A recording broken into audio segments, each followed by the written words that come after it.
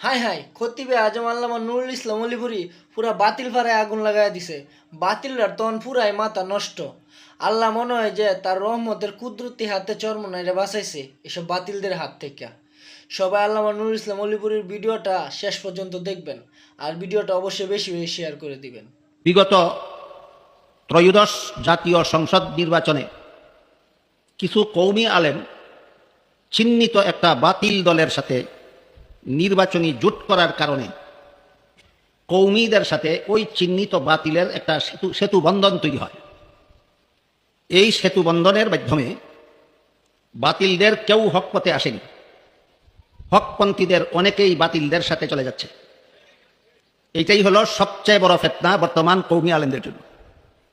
যেমনভাবে দুধের মধ্যে পেশাব পড়ে গেলে পেশাবের কোনো ক্ষতি হয় না, বরং তার দুর্গন্ধ কিছুটা দূর হতে পারে, কিন্তু দুধ আর দুধ থাকে না, সেটা পান করা হারাম হয়ে যায়। ঠিক তেমনিভাবে হকের সাথে বাতিলের সংমিশ্রণ হয়ে গেলে হক আর হক থাকে না, সেটাও বাতিল হয়ে যায়। ঠিক এই পরিস্থিতিটা ধারণ করেছে বর্তমান বাংলাদেশের কৌমি অঙ্গনে।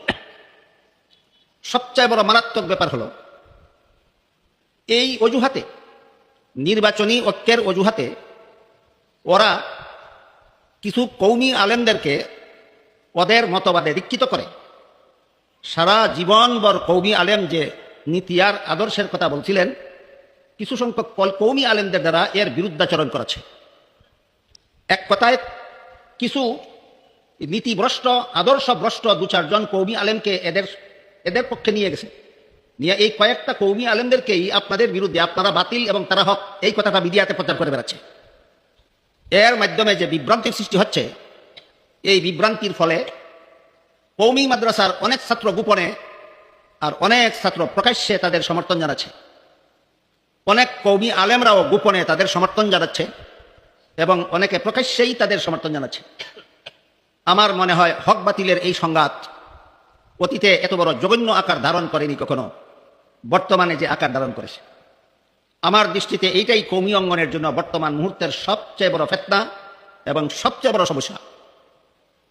এর মোকাবেলার জন্য আমি মনে করি একটাই ব্যবস্থা হতে পারে, সেটা হলো আমাদের সমস্ত কৌমি মাদ্রাসার ছাত্র উস্তাদগণের সমন্বয়ে উলামায়ে দেওবন্দ হক কেন, এদের বিরোধিতা যারা সূচনাকাল থেকে করে এসেছে আজও পর্যন্ত যারা করে, এরা বাতিল কেন? আপনারা হক হওয়ার দলিল আদিল্লাহ এবং তারা বাতিল হওয়ার দলিল আদিল্লাহ ধারাবাহিক এবং নিয়মিতভাবে এই কৌমি অঙ্গনে, বিশেষত মাদ্রাসাগুলিতে ছাত্র শিক্ষকদের সমন্বয়ে আলোচনা হওয়া দরকার। যদি আমাদের প্রজন্মকে রক্ষা করতে হয় বাতিলের সুবল থেকে, কৌমি মাদ্রাসার ছাত্রদেরকে যদি বাতিলের সুবল থেকে রক্ষা করতে হয়, তাহলে আমি মনে করি এই হক বাতিলের পার্থক্যমূলক এই আলোচনা ধারাবাহিকভাবে চালু করা ছাড়া আর কোনো বিকল্প নেই। আমি যেই পরামর্শটা আপনাদেরকে দিলাম, আমি নিজে আগে সেটা বাস্তবায়ন শুরু করেছি। আমার নূরে মদিনা মাদ্রাসায় প্রতি মাসে একটা করে সেমিনারের ব্যবস্থা করেছি। এক একটা সেমিনারে এক একটা বাতিলের প্রতিরোধ এবং হকের দলিল আলোচনা হবে। বিগত 23শে এপ্রিল, এই 2 দিন আগে আমি প্রথম সেমিনার করেছি। ওই সেমিনারের আলোচ্য বিষয় ছিল আল্লাহ কোথায় আছেন। আল্লাহ কোথায় আছেন এই প্রশ্নের জবাবটা নিয়ে এই বাতিল এবং আরেকটা বাতিল আছে লামধাবী, যে বাতিলের সাথে নির্বাচনের মাধ্যমে কৌমিদের সেতুবন্ধন তৈরি হয়েছে, এই বাতিল এবং আরেকটা বাতিল আছে লামধাবী। এই উভয় বাতিল দলের জঘন্যতম কুফুরি আকীদা। আমার জানা মতে কৌমি অঙ্গনের অনেক আলেমরাও জানেন না যে এটা একটা কুফুরি আকীদা। কৌমি মাদ্রাসার 99% জন ছাত্ররাও জানে না যে এটা একটা কুফুরি আকীদা। সেটা কি? সেটা হলো আরশ হলো আল্লাহর মাকান, আর আল্লাহ হলেন আরশের মকিন। আরশ আল্লাহ তাকার স্থান এবং আল্লাহ আরশ নামক স্থানে অবস্থান করেন। সমস্ত আইম্মায়ে ইলমে কালাম এই আকীদাটাকে কুফুরি আকীদা বলেছে। ইমাম আবু হানিফা রহমতুল্লাহি আলাইহি ব্যাপারটাকে অত্যন্ত পরিষ্কারভাবে একটা কথার মাধ্যমে ওয়াজাহাত করেছেন, সেটা হলো আল আন কামা কান। মর্ম হল, জগৎ সৃষ্টির আগে যেভাবে আল্লাহ স্থান ছাড়া অবস্থান করতেন, জগৎ সৃষ্টির পরেও আল্লাহ সেভাবেই স্থান ছাড়া অবস্থান করেন।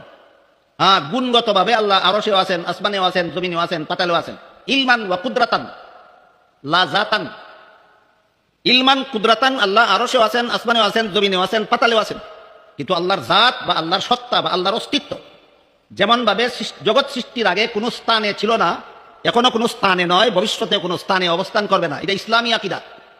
আর রহমান আলাল আরশ ইস্তাওয়া এই আয়াতের মন গড়া ব্যাখ্যার আশ্রয়ে দুইটা দল, বর্তমান সমাজে দুইটা দল, একটা হলো লামাযহাবী আর একটা হলো এদের দূষর ওই চিহ্নিত বাতিল দলটা, যার সাথে নির্বাচন উপলক্ষে কওমীদের একটা সেতু বন্ধন সৃষ্টি হয়েছে। এই দুই দল বলে আল্লাহ হলেন মকিন আর আরশ হইল আল্লাহর মকান। সমস্ত ইলমে আকাইদের ইমামদের মতে এটা একটা কুফরি আকীদা। সুতরাং লামাযহাবীরাও কুফরি আকীদায় বিশ্বাসী, এই বাতিল দলটাও কুফরি আকীদায় বিশ্বাসী। আকীদার কথা বললেই তারা বলে তাদের আকীদার ভুল কোথায় তারা দেখে না। আকীদার ভুল, চামচিকার দৃষ্টিশক্তির ভুল কোথায় চামচিকা দেখবে কিভাবে? যারা কুফরি আকীদা পোষণ করে এরা যাদের আকীদার ভুল কোথায় তারা দেখবে কিভাবে?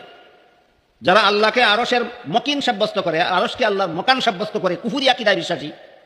যারা নবীগণকে গুনাহগার সাব্যস্ত করে, গুমরাহিতে নিমজ্জিত, যারা সাহাবায়ে কেরামের সমালোচনায় পঞ্চমুখ, এরা নাকি দেখে না এদের আকীদার ভুল কোথায়। আমাদের আকীদায় ভুল কোথায় এই প্রশ্নের মাধ্যমে আপনাদের অনেক ছাত্র শিক্ষককে তাদের বাতিল দলে নিয়ে যাচ্ছে। এই সুবল থেকে, এই দুই বাতিল দলের সুবল থেকে কওমি অঙ্গনের উলামা তুলাবাকে রক্ষা করার জন্য আমি মনে করি এইরকম নিয়মিত সেমিনার করে হক বাতিলের পার্থক্যমূলক আলোচনা, দলিল আদিল্লা সহ বিস্তারিত বিবরণ করে আমাদের প্রজন্মকে রক্ষা করার ব্যবস্থা নেওয়া ছাড়া বিকল্প কোনো ব্যবস্থা নাই। আল্লাহ বিষয়টা আমাদের সঠিকভাবে অনুধাবন করার তৌফিক দান করুন। ওয়া আখিরু দাওয়ানা আনিল হামদুলিল্লাহি রাব্বিল আলামিন।